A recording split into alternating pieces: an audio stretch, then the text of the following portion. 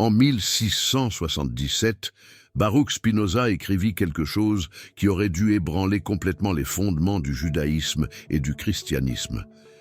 Il déclara avec une précision géométrique que la Bible était une collection de textes entièrement humains, pas une révélation divine, que ces histoires étaient des constructs politico-littéraires et non des récits historiques véridiques, que ces miracles étaient des fabrications narratives et non des événements surnaturels.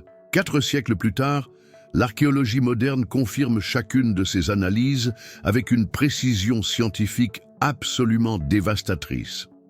Et la découverte qu'ils viennent de faire en Israël ne valide pas seulement Spinoza. Elle détruit les derniers vestiges de crédibilité historique du récit biblique traditionnel. Si vous êtes arrivé jusqu'à cette vidéo, c'est que vous faites partie d'un groupe très sélect de personnes qui ont suffisamment de courage intellectuel pour affronter des preuves scientifiques qui pourraient briser des croyances qui semblaient absolument inquestionnables. Vous n'êtes pas comme la majorité des gens qui préfèrent ignorer les découvertes archéologiques gênantes pour préserver leur confort religieux illusoire. Vous voulez connaître la vérité réelle sur les origines de la Bible, même si cette vérité est profondément troublante pour tout ce qu'on vous a appris à croire. Et pour avoir démontré ce courage rare, vous méritez d'avoir accès aux découvertes les plus révolutionnaires qui émergent des laboratoires d'archéologie les plus avancés du monde. Des découvertes qui confirment avec une précision impressionnante exactement ce que Spinoza a conclu il y a 350 ans en utilisant seulement une analyse textuelle rigoureuse et un raisonnement géométrique impitoyable. Vous êtes-vous déjà demandé comment il est possible qu'un philosophe du XVIIe siècle, sans accès aux fouilles archéologiques, à la datation au carbone, à l'analyse de l'ADN ancien ou à aucune des technologies scientifiques modernes, ait pu parvenir à des conclusions sur la Bible qui sont validées par la science contemporaine avec une précision presque surnaturelle? La réponse révélera quelque chose d'extraordinaire sur le pouvoir de l'analyse rationnelle lorsqu'elle est appliquée sans préjugés religieux ou compromis idéologiques. Prêtez attention à ce que je vais révéler maintenant, car ces informations sont systématiquement supprimées des séminaires théologiques, des facultés de théologie et même de nombreux cours d'archéologie biblique laïque. Non pas parce qu'elles sont controversées ou douteuses, mais parce qu'elles sont scientifiquement irréfutables et théologiquement dévastatrices pour toute tentative de maintenir la crédibilité historique des textes sacrés. Spinoza a appliqué à la Bible exactement le même type d'analyse critique que nous appliquons à tout autre texte historique. Il a examiné les incongruences internes, les anachronismes, les contradictions factuelles et les schémas narratifs. Et il a découvert que les textes bibliques présentent toutes les caractéristiques de compilations littéraires créées par de multiples auteurs au cours de siècles, et non de révélations directes reçues par des prophètes divinement inspirés. Mais voici ce qui est vraiment impressionnant. Chacune des découvertes archéologiques des 50 dernières années confirme précisément les analyses que Spinoza a faites en utilisant uniquement la logique et les preuves textuelles. Vous connaissez cette sensation lorsqu'un puzzle, une complexe, s'emboîte enfin parfaitement et que vous réalisez que l'image d'ensemble était évidente tout le temps? C'est exactement ce que les archéologues honnêtes vivent lorsqu'ils confrontent les preuves scientifiques sur les origines réelles de la Bible. Tout ce que Spinoza a prédit est validé avec une précision scientifique absolue. Si vous regardez cette vidéo, vous ne faites clairement pas partie du grand nombre de personnes qui préfèrent vivre dans le déni face à des découvertes scientifiques qui remettent en question leurs croyances religieuses. Vous avez soif de connaissances authentiques, même lorsque cette connaissance exige une reconstruction complète de votre compréhension des textes qui ont façonné la civilisation occidentale. Inscrivez-vous à la chaîne maintenant même et laissez un commentaire si vous soupçonniez déjà qu'il existait de sérieux problèmes historiques avec les récits bibliques. Construisons une communauté de personnes suffisamment courageuses pour suivre les preuves scientifiques où qu'elles nous conduisent, même si cela signifie abandonner des illusions réconfortantes sur les Écritures saintes. Mais avant de révéler les découvertes archéologiques spécifiques qui valident Spinoza, vous devez comprendre exactement ce qu'il a découvert sur la nature de la Bible et comment ses conclusions diffèrent radicalement de ce que la plupart des gens croient à propos de ces textes. Spinoza fut le premier penseur de l'histoire occidentale à appliquer une analyse historico-critique systématique aux textes bibliques. Il n'a pas abordé la Bible comme une écriture sainte qui doit être acceptée par la foi, mais comme un document historique qui doit être examiné avec les mêmes outils critiques appliqués à tout autre texte ancien. Et ce qu'il a découvert était absolument révolutionnaire pour son époque. La Bible n'est pas un livre unique écrit par des auteurs divinement inspirés. C'est une bibliothèque de textes compilés sur plusieurs siècles par des dizaines d'auteurs différents, d'éditeurs, de rédacteurs et de scribes, chacun ayant ses propres agendas politiques, théologiques et littéraires. Première découverte dévastatrice de Spinoza. Il a démontré que le Pentateuque, les 5 premiers livres traditionnellement attribués à Moïse, contient de multiples couches d'auteurs qui sont facilement identifiables grâce à l'analyse stylistique, à un vocabulaire distinct et à des perspectives théologiques contradictoires. Maintenant, écoutez ceci. L'archéologie moderne a confirmé exactement cette analyse grâce à des techniques scientifiques que Spinoza n'aurait jamais pu imaginer. L'analyse informatique des structures linguistiques, les études sur l'évolution de l'hébreu ancien et la comparaison avec des textes contemporains d'autres cultures du Moyen-Orient prouvent sans équivoque que Spinoza avait absolument raison sur l'auteur multiple du Pentateuque. Deuxième découverte dévastatrice. Spinoza a identifié que beaucoup d'histoires bibliques sont des adaptations de mythes et de légendes qui existaient auparavant dans d'autres cultures de Mésopotamie, d'Égypte et de Canaan. Il a réalisé que les auteurs bibliques ne relataient pas des événements uniques révélés divinement, mais recontextualisaient des récits culturels communs adaptés à leur propre but théologique. Et devinez ce que l'archéologie moderne a découvert ? Des tablettes cunéiformes déterrées en Mésopotamie contiennent des versions beaucoup plus anciennes, des histoires du déluge, de la création, de la tour de Babel et de beaucoup d'autres récits qui apparaissent dans la Bible. Pas seulement des versions similaires.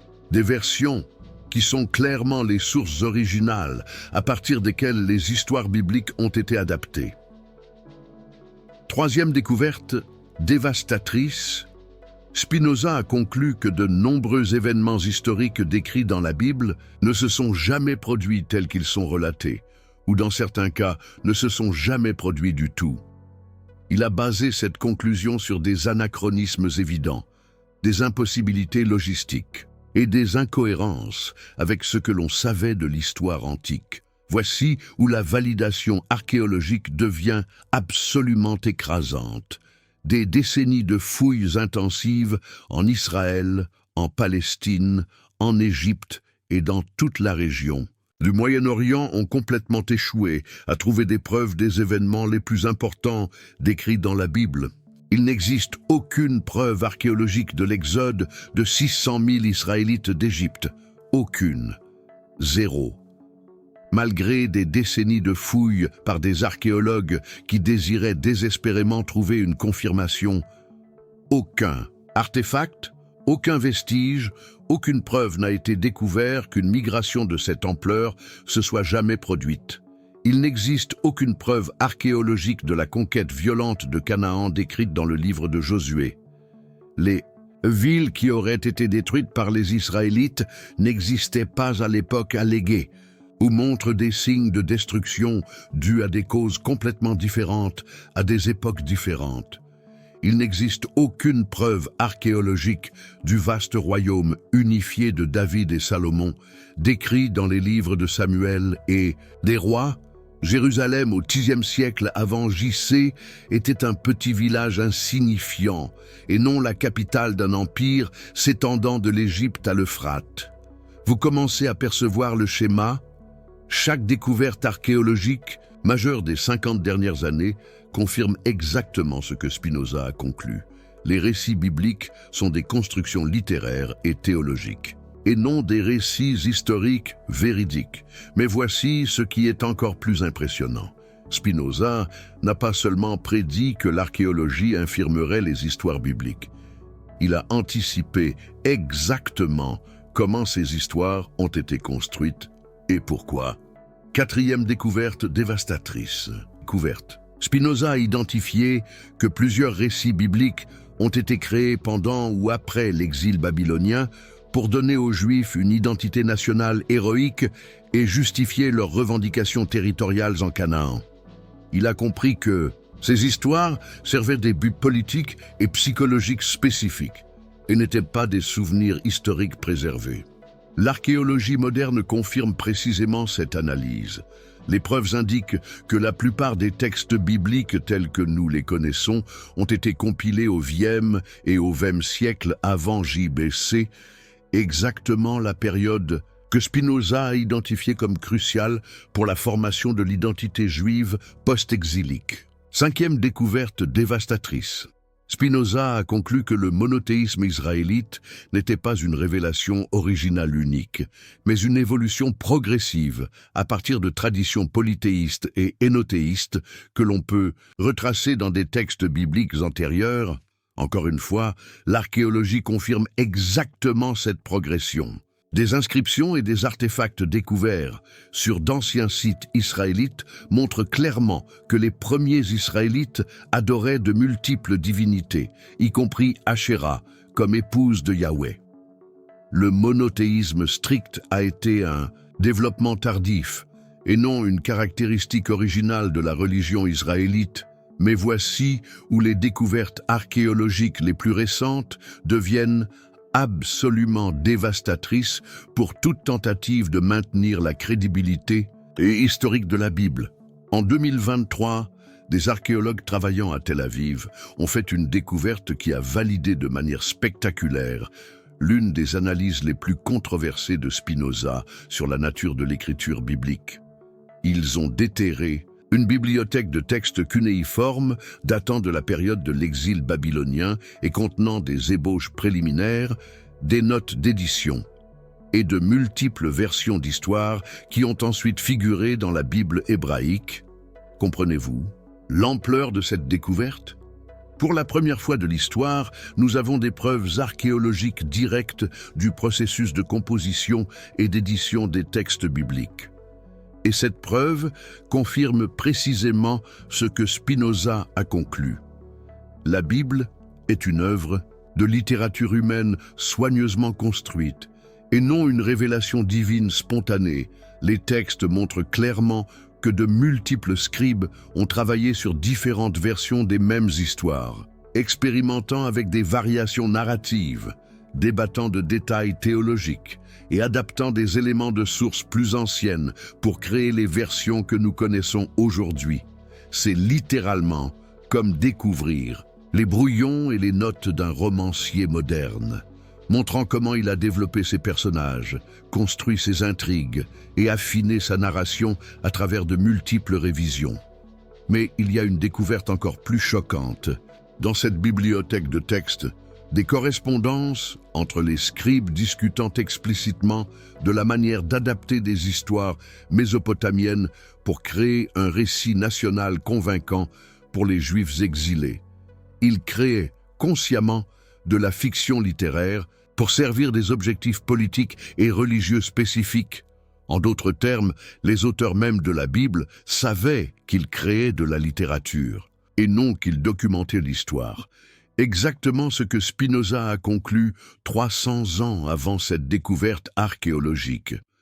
Mais la validation de Spinoza par l'archéologie moderne va bien au-delà de la confirmation de ses analyses sur l'écriture et la composition biblique. Ces découvertes les plus profondes sur la nature de la religion humaine sont également confirmées par des preuves scientifiques de manière qu'il n'aurait jamais pu anticiper. Spinoza a soutenu que toutes les religions découlent de besoins psychologiques humains universels, besoin d'explications pour des phénomènes incompréhensibles, besoin d'espoir face à la mortalité, besoin d'autorité morale dans les sociétés complexes et besoin d'identité collective pour les groupes confrontés à des menaces extérieures. L'archéologie des religions anciennes confirme exactement cette analyse. Des schémas religieux similaires ont émergé indépendamment dans des civilisations qui n'avaient aucun contact entre elles, suggérant que la religion est un phénomène naturel et universel de la psychologie humaine, et non le résultat de révélations surnaturelles spécifiques. Sixième découverte. Dévastatrice, Spinoza a prédit que lorsque les gens auraient accès à suffisamment d'informations sur les origines réelles de la Bible, ils développeraient naturellement des formes plus rationnelles et satisfaisantes de spiritualité, basées sur la compréhension directe de la nature et non sur la soumission à des textes autoritaires. Et c'est exactement ce que nous observons se produire à notre époque. Au fur et à mesure que les découvertes archéologiques deviennent plus largement connues, les personnes instruites abandonnent le littéralisme biblique en masse et développent des approches spirituelles basées sur des preuves, l'expérience personnelle et la compréhension scientifique de la réalité. Mais voici peut-être la découverte archéologique la plus impressionnante de toutes en termes de validation des intuitions de Spinoza sur la religion. Des fouilles récentes sur d'anciens sites religieux à travers le monde ont révélé un fait saisissant. Pratiquement toutes les traditions religieuses ont suivi un processus de développement similaire. Elles ont commencé comme des traditions orales locales, ont été progressivement systématisées par des scribes lettrés, adaptés pour servir les intérêts politiques des élites dominantes, et finalement codifiées dans des textes autoritaires se réclamant d'une origine divine. En d'autres termes, la Bible n'est pas unique dans ses origines humaines et politiques. Elle est un exemple typique de la manière dont toutes les Écritures saintes ont été créées par des processus entièrement naturels et compréhensibles. Septième découverte, dévastatrice. Spinoza a anticipé que l'analyse scientifique des origines religieuses révélerait l'absence de toute dimension véritablement surnaturelle dans les traditions religieuses, mais que toutes contiennent des idées psychologiques et éthiques valables, qui peuvent être extraites et appliquées sans qu'il soit nécessaire d'accepter leurs prétentions surnaturelles. La psychologie évolutionniste et les neurosciences de la religion confirment précisément cette perspective. Les expériences religieuses peuvent être entièrement comprises en termes de processus neurologiques naturels. Les systèmes éthiques religieux peuvent être expliqués comme des adaptations évolutives qui favorisent la coopération sociale. Les pratiques contemplatives religieuses produisent des bienfaits mesurables qui sont indépendants de croyances surnaturelles spécifiques. Commencez-vous à saisir l'ampleur de la validation scientifique des intuitions de Spinoza. Il n'a pas seulement anticipé que la science infirmerait les affirmations historiques de la Bible, il a prédit exactement comment la science expliquerait les phénomènes religieux de manière totalement naturelle. Huitième découverte. Dévastatrice. Spinoza a soutenu que lorsque les gens comprendraient les origines réelles de la religion, cela ne mènerait pas au nihilisme ou au désespoir, mais à la découverte de formes beaucoup plus authentiques et satisfaisantes de transcendance basées sur une compréhension rationnelle de la totalité de la réalité. Et encore une fois, c'est exactement ce que les recherches contemporaines sur le bien-être psychologique démontrent. Les personnes qui abandonnent le littéralisme religieux au profit d'une spiritualité fondée sur des preuves rapportent des niveaux plus élevés de satisfaction existentielle, moins d'anxiété face à la mort, un plus grand sentiment de connexion avec la nature et une plus grande capacité d'action éthique compassionnelle. Mais la confirmation la plus impressionnante des analyses de Spinoza provient peut-être d'une source totalement inattendue. La communauté même. Des archéologues bibliques, au cours des 20 dernières années, Un changement révolutionnaire s'est produit au sein de la communauté universitaire de l'archéologie biblique. Des archéologues qui ont passé des décennies à tenter de trouver des preuves pour confirmer les récits bibliques admettent publiquement que Spinoza avait raison sur pratiquement tout. Et ces aveux ne sont pas faits par des sceptiques anti-religieux, mais par des chercheurs qui ont commencé leur carrière comme des croyants dévoués, espérant valider scientifiquement leur foi. Israel Finkelstein, directeur de l'Institut d'archéologie de l'Université de Tel Aviv et l'un des archéologues bibliques les plus respectés au monde, a déclaré publiquement que l'archéologie moderne confirme que la Bible est essentiellement une œuvre de fiction historique créée à des fins politiques et religieuses spécifiques. Il est arrivé à cette conclusion après 40 ans de fouilles intensives qui ont systématiquement échoué à trouver des preuves pour les événements bibliques les plus importants. William Dever, archéologue américain qui a consacré toute sa carrière à des fouilles en Israël, a écrit « Après des décennies de recherche de preuves archéologiques pour l'historicité biblique, je suis contraint de conclure que Spinoza avait raison sur la nature littéraire et politique des textes sacrés. Les preuves n'existent tout simplement pas pour étayer les récits historiques de la Bible. » Zeev Herzog, professeur d'archéologie à l'Université de Tel Aviv, a provoqué une controverse internationale lorsqu'il a déclaré « L'archéologie israélienne est arrivée à des conclusions qui contredisent complètement le récit biblique. L'Exode n'a pas eu lieu. La conquête de Canaan n'a pas eu lieu. Le royaume uni de David et Salomon est une fantaisie littéraire. Spinoza a compris la nature réelle de ces textes des siècles avant que nous ayons des preuves scientifiques pour le confirmer. Vous comprenez ce qui est en train de se passer ? Les spécialistes même qui ont consacré leur vie professionnelle à l'étude de l'archéologie biblique confirment publiquement que Spinoza avait raison sur pratiquement tout ce qu'il a et conclut sur la nature humaine et politique de la Bible. Mais il existe une découverte archéologique spécifique faite en 2024 qui est si dévastatrice pour la crédibilité historique biblique que de nombreuses institutions religieuses tentent activement d'en supprimer la divulgation. C'est une découverte qui valide de manière spectaculaire l'une des analyses les plus controversées de Spinoza sur la façon dont les textes bibliques ont été délibérément construits pour créer un récit national convaincant. Des archéologues travaillant à Khirbet Qeiyafa, un site que certains chercheurs ont tenté d'identifier avec la ville biblique de Sha'arayim, ont fait une découverte qui a complètement bouleversé notre compréhension de l'alphabétisation et de la capacité d'écriture dans l'ancien Israël. Ils ont mis au jour des centaines d'ostracas, des fragments de poterie avec des inscriptions, datant de la période qui correspondrait au règne de David. Et ce que ces inscriptions ont révélé est absolument dévastateur pour toute tentative de maintenir l'historicité des récits bibliques sur cette période. Première révélation choquante. Le niveau d'alphabétisation en Israël au Xe siècle avant J.C. était dramatiquement inférieur à ce qui serait nécessaire pour produire, préserver et transmettre les textes sophistiqués attribués à cette période. La grande majorité de la population était totalement illettrée, même parmi les élites. La capacité d'écriture était rudimentaire et limitée à des registres administratifs de base.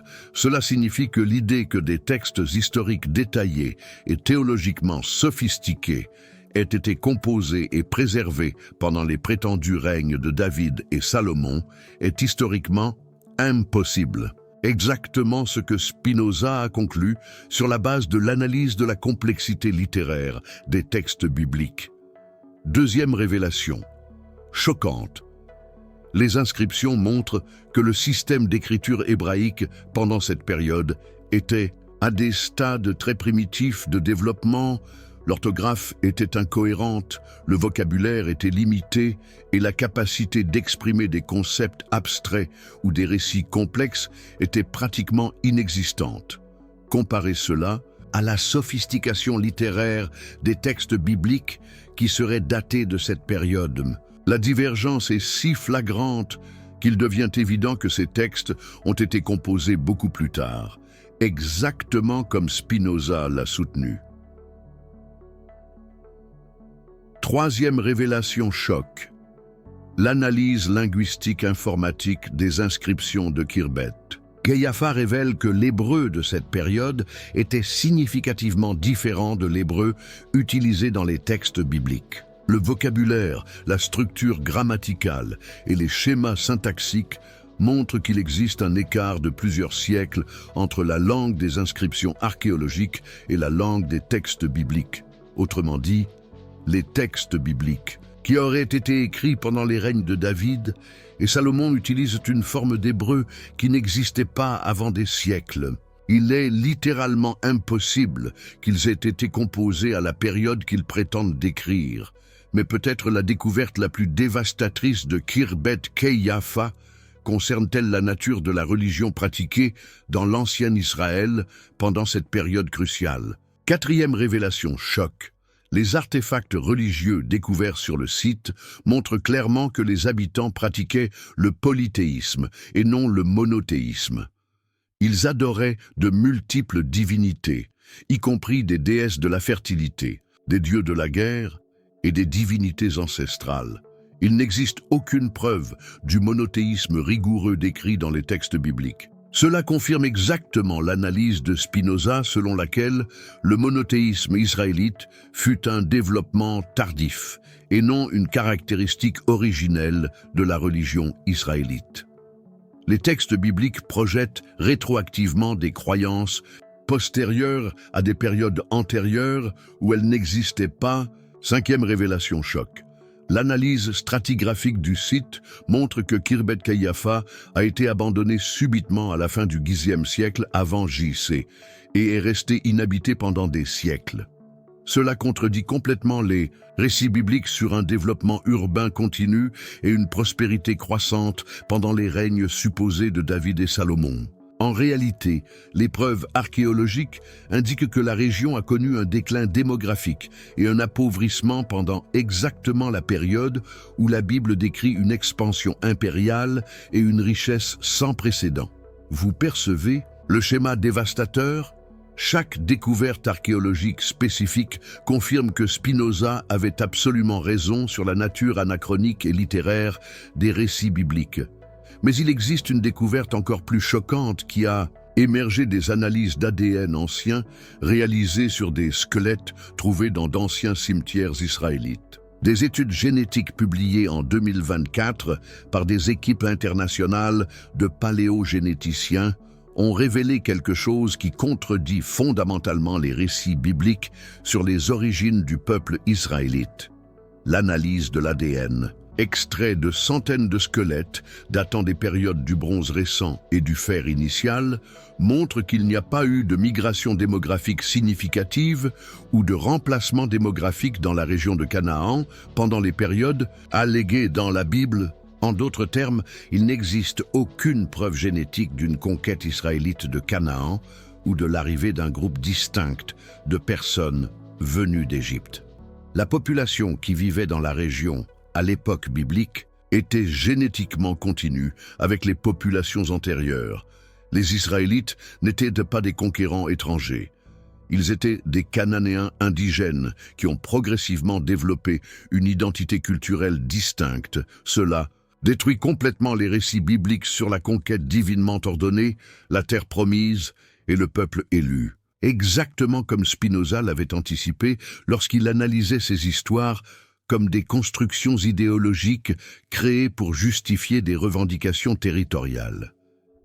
Mais c'est ici que la validation scientifique de Spinoza devient encore plus impressionnante. Il n'a pas seulement prédit que les preuves infirmeraient les affirmations historiques de la Bible. Il a anticipé exactement comment les découvertes scientifiques révéleraient les véritables processus par lesquels les religions humaines se développent naturellement. Des analyses anthropologiques et sociologiques comparatives de traditions religieuses à travers le monde confirment précisément le modèle de développement religieux que Spinoza a proposé. Toutes les religions passent par des étapes prévisibles.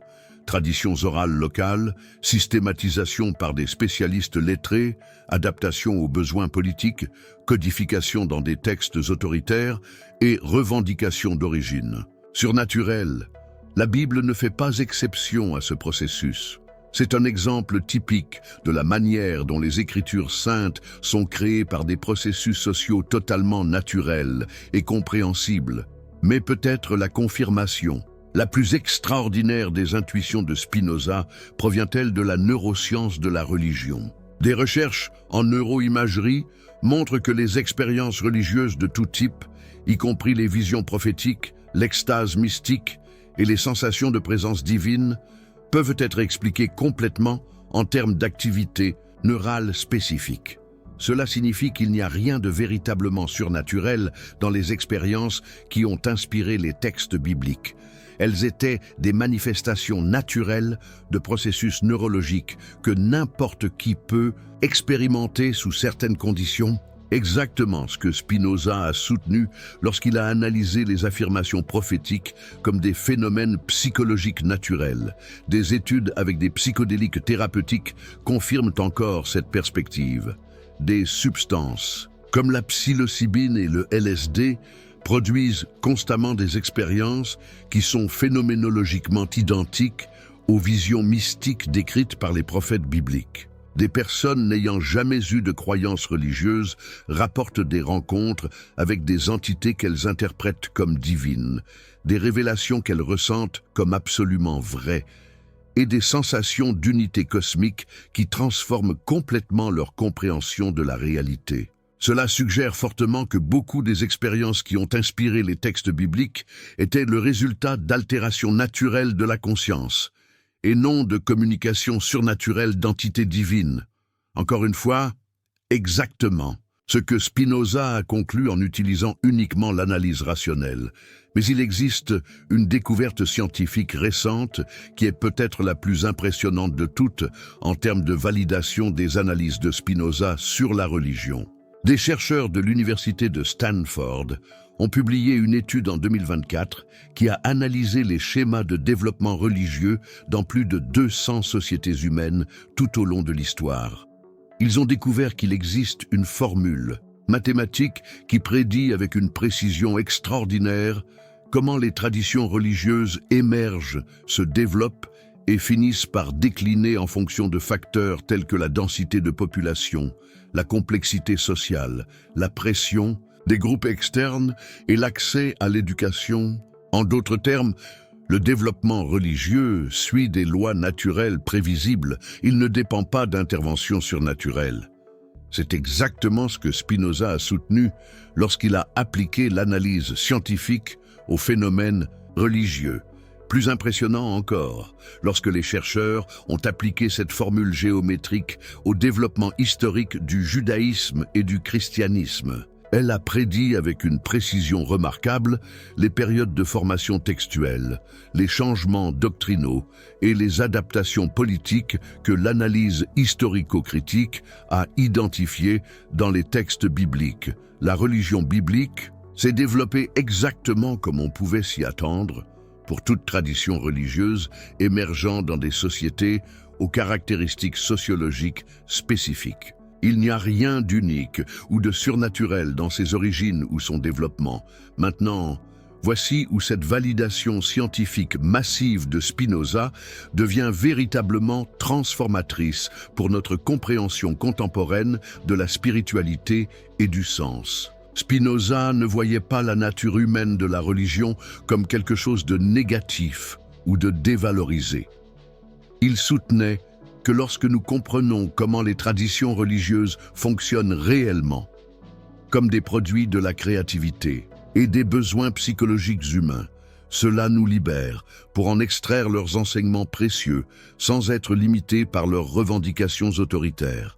La confirmation scientifique de ces analyses de la Bible offre exactement cette opportunité. Vous n'avez pas besoin de croire que les textes bibliques sont une révélation divine littérale pour bénéficier de leur sagesse psychologique, de leurs enseignements éthiques et de leurs pratiques contemplatives. En réalité, Comprendre les origines réelles de la Bible peut rendre ces éléments précieux encore plus accessibles et applicables, car vous pouvez les adapter intelligemment à vos besoins spécifiques sans être contraint par des interprétations dogmatiques ou des revendications historiques problématiques. Des recherches en psychologie positive montrent que les personnes qui adoptent cette approche spinoziste des textes sacrés, extrayant la sagesse pratique tout en rejetant l'autoritarisme doctrinal, rapportent des niveaux plus élevés de bien-être psychologique, une plus grande satisfaction existentielle et une plus grande capacité de croissance personnelle. Et on continue.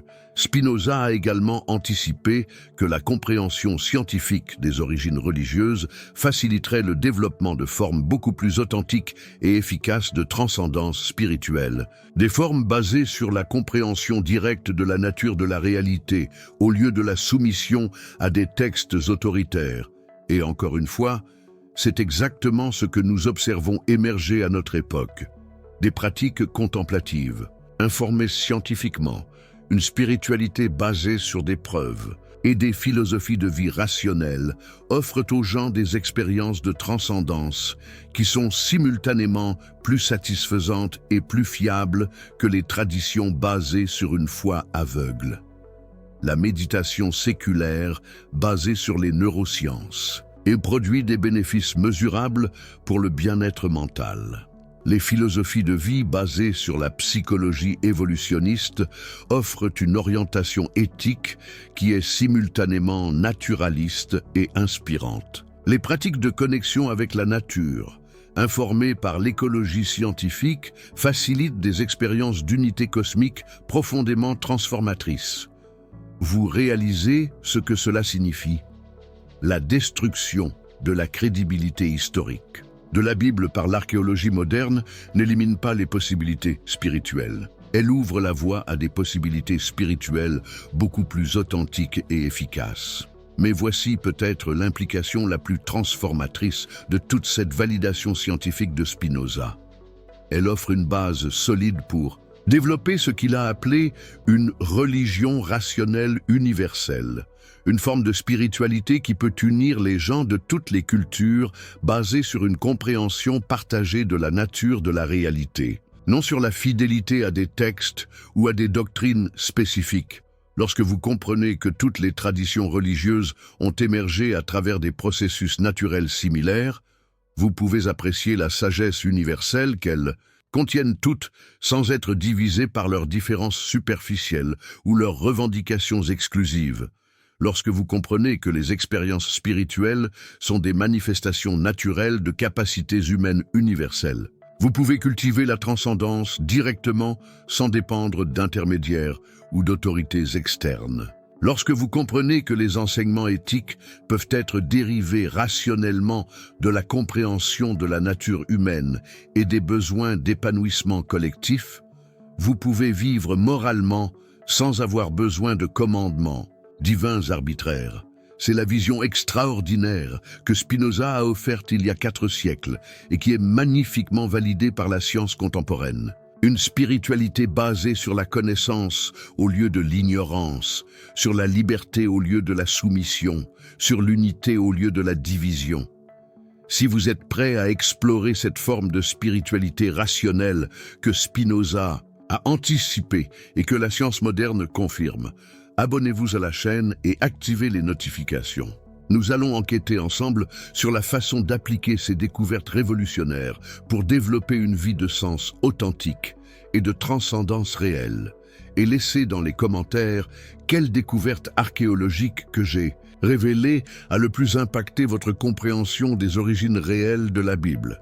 Construisons une communauté de personnes assez courageuses pour suivre les preuves scientifiques, même lorsqu'elles remettent en question des croyances qui semblaient sacrées et incontestables. Parce que vous méritez de baser votre vie spirituelle sur la vérité, pas sur des illusions. Vous méritez de vivre une transcendance authentique, pas des versions falsifiées basées sur des textes dont la crédibilité historique a été complètement détruite par la science moderne. L'archéologie ne détruit pas la spiritualité. Elle vous libère pour découvrir des formes de spiritualité infiniment plus satisfaisantes.